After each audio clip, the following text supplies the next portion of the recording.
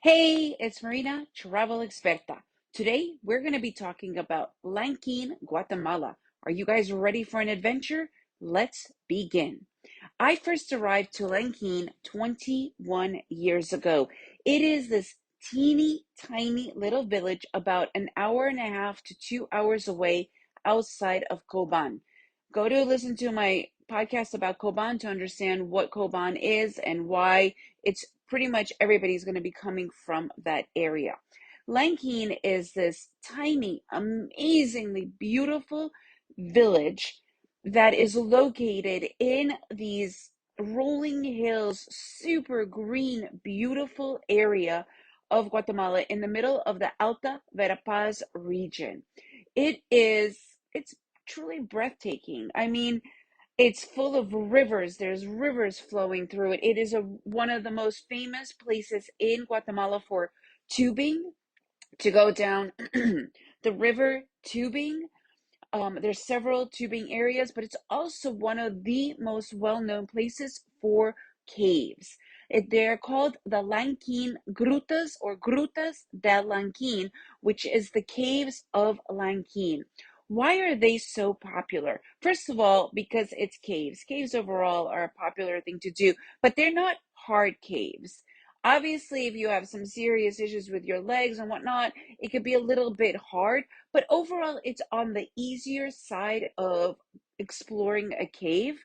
It is really well maintained, and it's only about an hour in. The caves themselves, this is an area which is really well known for its entire cave system. So if you are a hardcore caver or spelunker, it's a whole different conversation. And yes, you could definitely do all of that. But I'm talking for the mainstream person who just wants to see, like for instance, me and my family. I mean, I probably have been to a cave like every 5 years. I do a cave exploration, usually to pretty simple caves. And this is one of them. And it's truly, truly incredible. At this point, I've been there 3 times. Once when I first arrived here 21 years ago, the other time when we took our oldest son when he was 6, and now we just returned with my 12-year-old son. So it's something that I really want my kids to have seen because it's so unique. But what makes it even extra unique, it is one of the only and one of the last caves in the world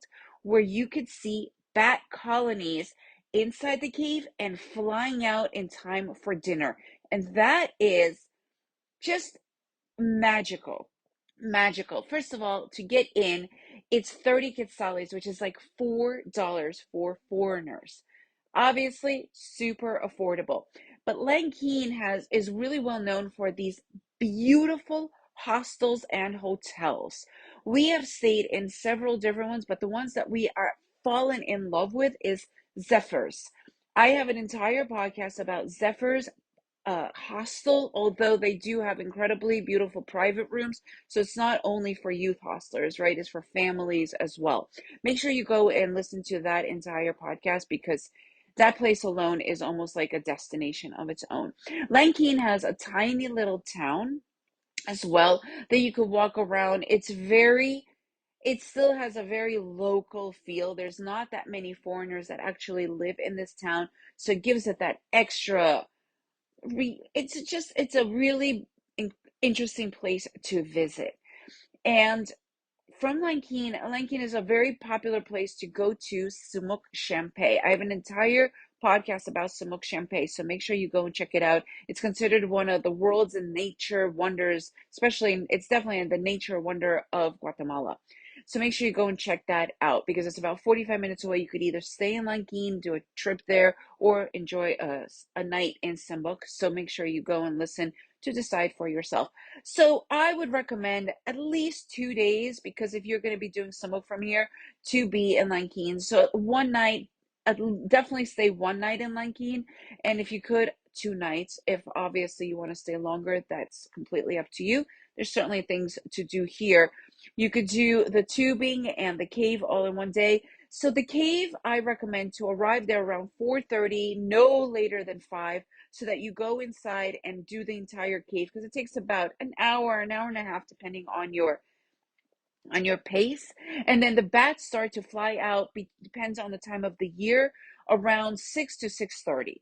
So you want to be at the mouth of the cave to see this. I call it an exodus.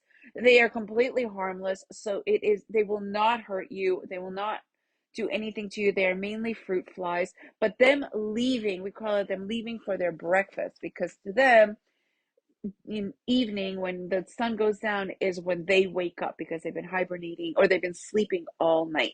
It is incredible, incredible, incredible. And then the rest of the evening you spend in one of the cool hotels or hostels that you're staying in, enjoying music, enjoying the pool, whatever the activities are for the hostel or the hotel themselves.